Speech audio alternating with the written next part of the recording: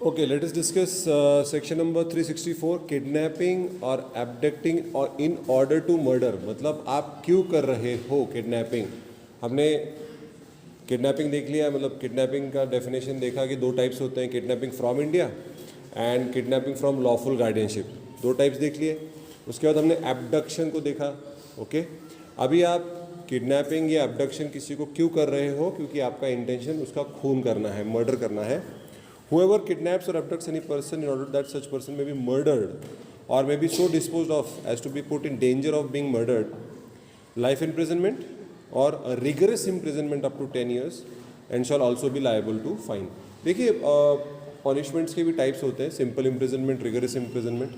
ठीक है, simple imprisonment में क्या होता है कि बेसिकली वो बंदा जेल में होता है या बंदी जेल में होती है। तो सिंपल इम्प्रिजनमेंट में क्या होता है कि आप वहाँ पे उसको जो लेबर, हार्ड लेबर नहीं होता है, that person is involved into tailoring, that person is involved into carpentry, that person is involved into cooking, cleaning. When I say rigorous imprisonment, the freedom is much lesser, the probability for parole or the probability for bail or the probability of admonition is very less. वो बाहर नहीं जाने देंगे उसको। और work is also very very rigorous, where पत्थर फोड़ना है या आपको रास्ता कंस्ट्रक्शन का काम करना है, जहाँ पे फिजिकल लेबर ज़्यादा है, वो रिगरस इम्प्रिजनमेंट हो जाता है और उस बंदे को काफ़ी फैसिलिटीज़ नहीं मिलती है जो आम सिंपल इम्प्रिजनमेंट में मिलता है। So that is a basic difference. Okay, तो कहीं पे सिंपल इम्प्रिजनमेंट है, कहीं पे रिगरस इम्प्रिजनमेंट है। दोनों का शब्द का बहुत अलग अलग मीनिंग होता है। And obviously death sentence is the maximum punishment which can be given to any person, वो तो हम जानते ही हैं। लेकिन अगर आप किसी, अभी यहाँ पे क्या है, आपका इंटेंशन है, देखिए that is your intention to kill someone, that's you kidnap और abduct, that's why it's life imprisonment. If you kill, मतलब एब्डक्शन प्लस मर्डर होता है तो फिर मर्डर का सेक्शन 302 भी लगेगा। मर्डर का सेक्शन 302 भी लगेगा कि हाँ किडनैप करा या एब्डक्ट करके उस पर्टिकुलर इंडिविजुअल को मार दिया। So that will be kidnapping और abduction plus murder, section 364 plus 302।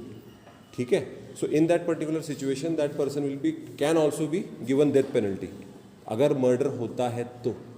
नहीं होता है, बस किडनैपिंग एडॉप्शन करा और उसको मारना चाहता है तो लाइफ इम्प्रिजनमेंट मैक्सिमम हो सकता है। समझ में आ रहा है फ़र्क कि यहाँ पे डेथ पेनल्टी क्यों नहीं है। Okay, so life imprisonment. तो अगर आप यहाँ देखेंगे, एक एग्जांपल है, ए किडनैप्ड जेड्स फ्रॉम इंडिया इंटेंडिंग और knowing it to be likely that Z may be sacrifice to an idol, A has committed the offence defined in this section. तो कई सारे मूवीज़ आपने देखे होंगे जहाँ पे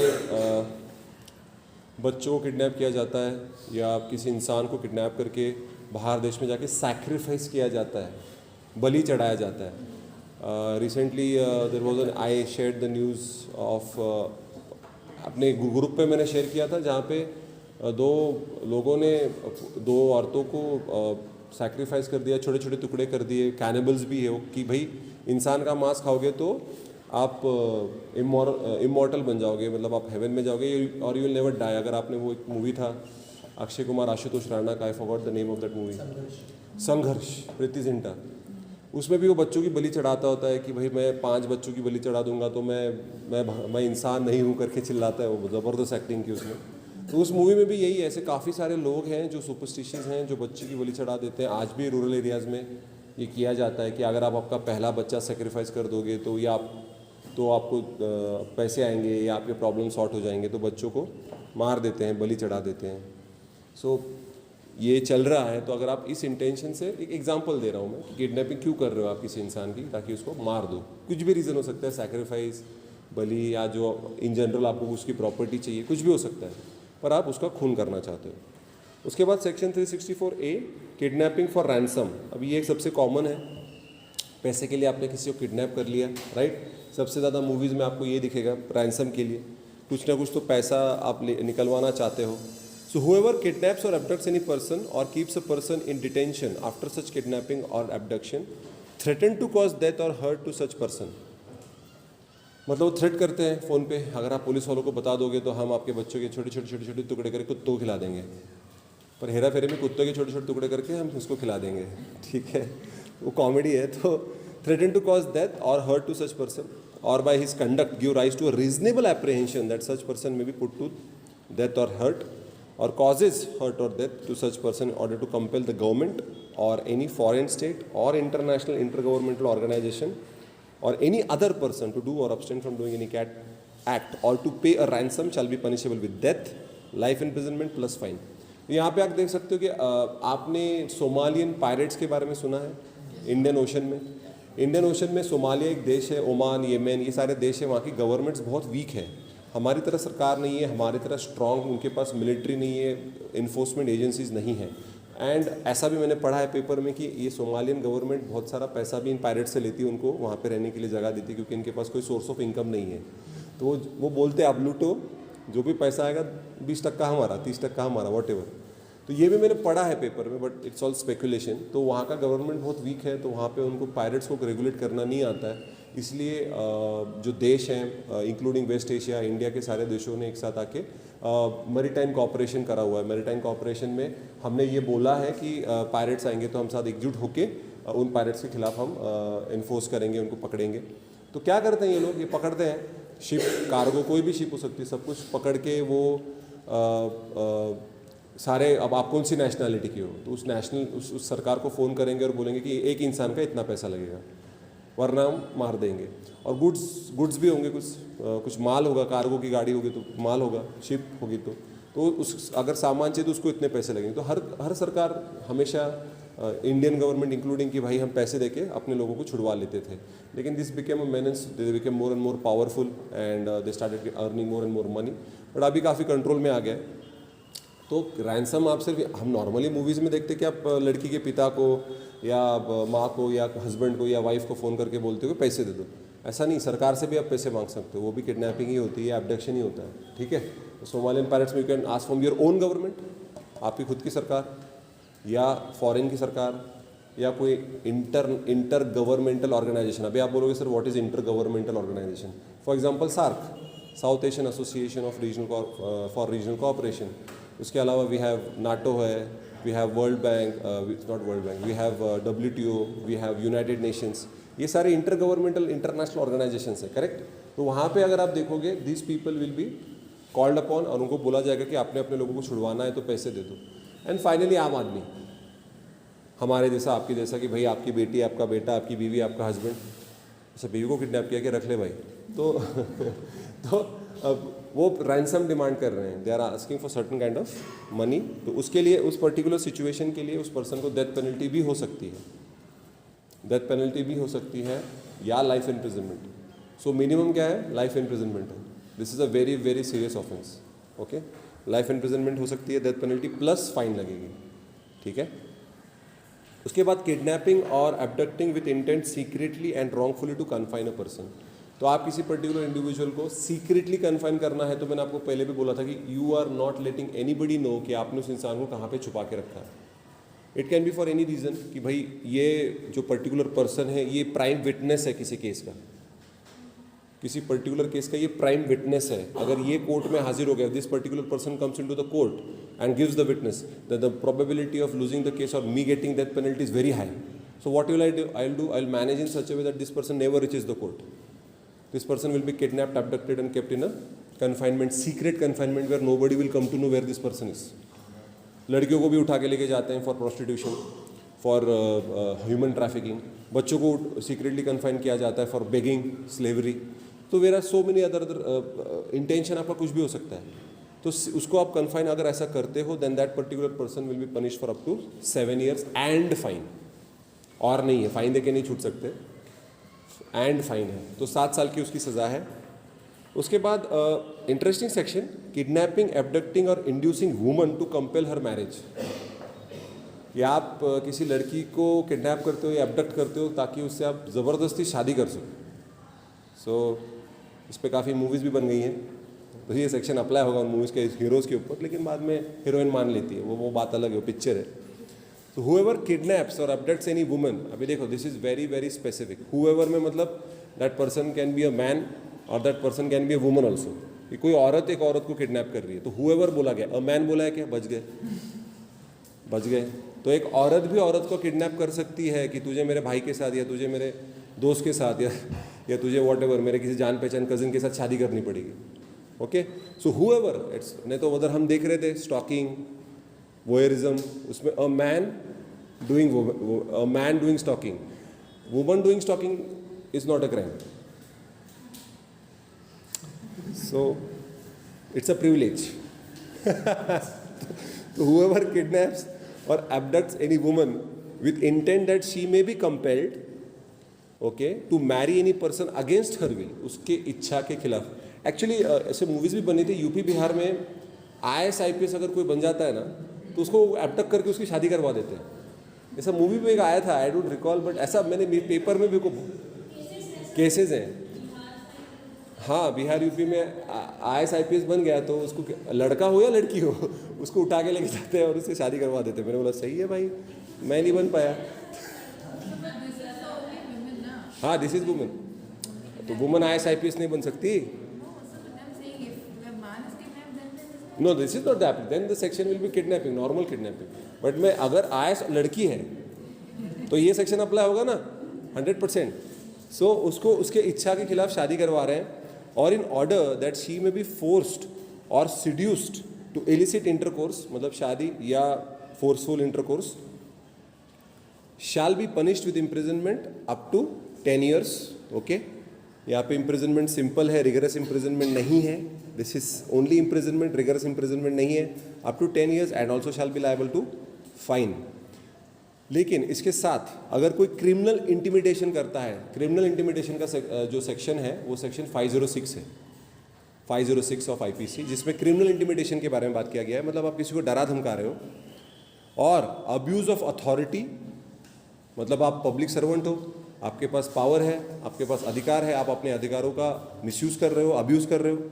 और any other method of compulsion induces any woman to go from any place with intent that she may be forced or seduced to illicit intercourse with another person shall be punished.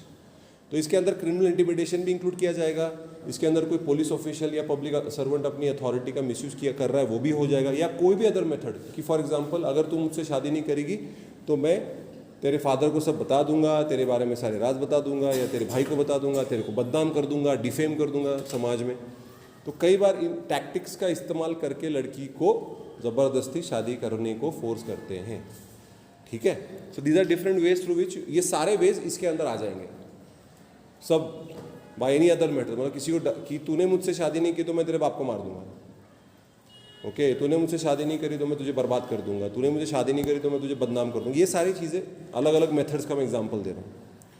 उसके बाद प्रोक्यूरेशन of minor girl. अब ये amendment है. Minor के बारे में बात करें, माइनर लड़की के बारे में बात करें, मतलब थोड़ा सीरियस है. ठीक है. Now in this particular case कोई भी इंडिविजुअल इंड्यूस कर रहा है, मतलब यहाँ पे लड़का भी हो सकती है और लड़की भी हो सकती है, नॉट इन द सेंस जो इंड्यूस कर रहा है.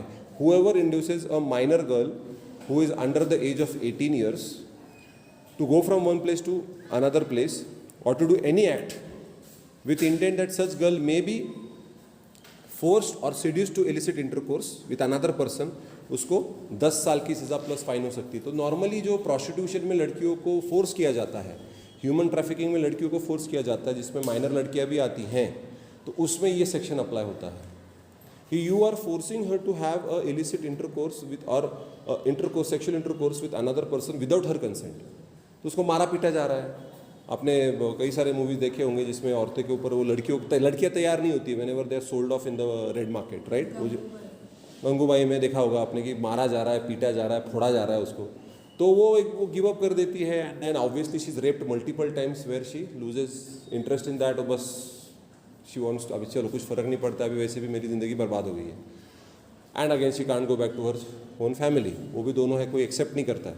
So naturally in this particular case ऐसे इंडिविजुअल को 10 साल तक की सज़ा हो सकती है जो एक माइनर लड़की को किसी दूसरे इंडिविजुअल के साथ फोर्सफुल सेक्सुअल इंटरकोर्स करने को बता रही है या बता रहा है. Okay. Importation of girl from foreign country, बाहर से लड़कियों को लाया जा रहा है. मतलब यहाँ पे कहीं ना कहीं ह्यूमन ट्रैफिकिंग की बात कर रहे हैं हम, करेक्ट. बाहर देश से आप लड़कियों को बुला रहे हो मतलब लेके आ रहे हो. अब कैसे भी इंड्यूस करके, पोपट करके कि भाई जॉब दिलाऊंगा, तुझे हीरोइन बनाऊंगा, तुझे मॉडल बनाऊंगा, मूवी बनाएंगे, एडवर्टीजमेंट बनाएंगे, ऐसे करके लड़कियों को लेके आया जाता है. तो that girl from Nepal, Bangladesh, Sri Lanka, even like Sri Lanka में तो लॉ बनाया गया है कि अगर आपको किसी श्रीलंकन लड़की के साथ शादी करनी है तो आपको आपके पिछले 5 साल का रिकॉर्ड श्रीलंकन गवर्नमेंट को सबमिट करना पड़ेगा, बिकॉज बहुत सारी लड़कियों को शादी करा के इंडिया में आके प्रोस्टिट्यूशन के बिजनेस में डाला गया। तो श्रीलंकन गवर्नमेंट ने कायदा बना दिया है, क्योंकि तमिलनाडु और श्रीलंका पास में तो कई बार शादियां हो जाती हैं, नेपाल और यूपी और बिहार साइड में भी शादियां हो जाती हैं, नॉर्थ ईस्ट और वो चाइना का बॉर्डर में भी शादियां हो जाती हैं फॉरेनर्स के साथ। तो वहाँ पे ये वाला पर्टिकुलर सेक्शन अप्लाई होगा कि आप किसी लड़कियों को किडनैप करके या एबडक्ट करके फॉरेन कंट्री से अगर यहाँ पे ला रहे हो, यहाँ पे अगर आप लड़की का एज देखोगे, इट स्पेसिफाई किया गया है, it is under the age of 21, age बढ़ा दिया गया है, with intent that she may be forced और seduced to illicit intercourse with another person, तो पनिशमेंट 10 साल और फाइन है। तो आप किसी बाहर देश से, from a foreign country, you are inducing, abducting, kidnapping, in any way that you are bringing that girl who is under the age of 21 to this country and then forcing her to have a sexual illicit intercourse with another person, then the punishment for such a person who is performing such kidnapping or abduction will be 10 years plus fine. Okay, उसके बाद section 367, kidnapping or abducting in order to subject person to grievous hurt, slavery. Same, आप kidnap कर रहे हो, abduct कर रहे हो जिससे आप किसी इंसान को ग्रीवियसली हर्ट कर सको या स्लेवरी में पुश कर सको या अननेचुरल लस्ट को फुलफिल करना है। तो अननेचुरल सेक्स या अननेचुरल लस्ट का जो ऑफेंस है वो सेक्शन 377 में हम और डिटेल में पढ़ेंगे, जिसमें होमोसेक्सुअलिटी को डिक्रिमिनलाइज कर दिया गया है, no doubt about it, but यहाँ पे that homosexuality has to be with consent, both there are certain conditions कि 2 लड़के हैं या 2 लड़कियां हैं, but both have to be major, उसमें से एक इंडिविजुअल माइनर नहीं हो सकता, it has to, both should be having the consent, दोनों साथ में एक साथ रह रहे हैं, दोनों की इच्छा है इसलिए वो रह रहे हैं। सो नेचुरली ये कंडीशन जब सेटिस्फाई होते तभी वो सेक्शन 377 अप्लाई नहीं होगा, अदरवाइज अननेचुरल लस्ट या अननेचुरल ऑफेंस कमिट करने के लिए अगर आप किसी पर्सन को किडनैप कर रहे हो, अबडक्ट कर रहे हो, तो उस इंसान की भी सज़ा 10 साल तक है प्लस फाइन।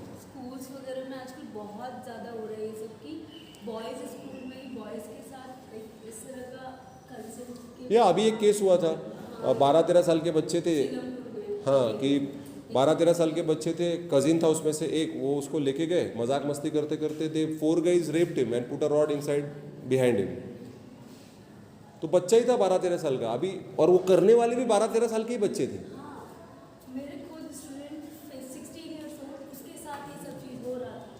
तो ये अभी इसके अंदर आप बोलोगे आईपीसी अप्लाई होगा क्या? नहीं, जुवेनाइल एक्ट अप्लाई होगा, जुवेनाइल एक्ट होगा, क्योंकि 16 से 18 साल की उम्र में भी होगा तो जो कर रहा है ऑफेंस उसका भी, अगर 16 से 18 साल की एज में, तो कमिटी बिठाई जाती है कि इसको अडल्ट की तरह ट्रीट किया जाए या नहीं किया जाए, तो उसके अंदर दैट विल बी, ऑफेंस करने वाला भी माइनर है और जो विक्टिम है वो भी माइनर है, तो वहाँ पे आईपीसी अप्लाई नहीं होता है, वहाँ पे जुवेनाइल एक्ट अप्लाई होता है, और फिर इन बच्चों को वो जुवेनाइल होम्स में भेजते हैं, जेल में नहीं डालते, ये हो रहा है। उसके बाद सेक्शन 368, रॉन्गफुली कंसीलिंग और कीपिंग इन कॉन्फाइनमेंट, किडनैपिंग और अबडक्टेड पर्सन, आप किसी इंडिविजुअल को पकड़ के बैठे हो, बस डिटेन करके रखा है उस पर्टिकुलर पर्सन को, ठीक है। Whoever knowingly that any person has been kidnapped और has been abducted, wrongfully conceals और confine such person shall be punished as same manner as if आपने उसको किडनैप किया है या एबडक्ट करके रखा है। तो हमने देखा था रॉन्गफुल कन्फाइनमेंट का सेक्शन लगेगा कि 3 दिनों से कम है या 3 से 10 दिनों तक कन्फाइन किया गया या 10 से ज़्यादा। तो आपने देखा था minimum it was 1 year, then it was 3 years, then it was 5 years, है ना। तो वो कन्फाइनमेंट का सेक्शन के हिसाब से, और ऊपर से किडनैपिंग का भी सेक्शन अप्लाई होगा, ठीक है। उसके बाद सेक्शन 369, किडनैपिंग और abducting child under 10 years with intent to steal from its person, किसी बच्चे की चोरी करना, चाइल्ड स्टीलिंग बोला जाता है इसको,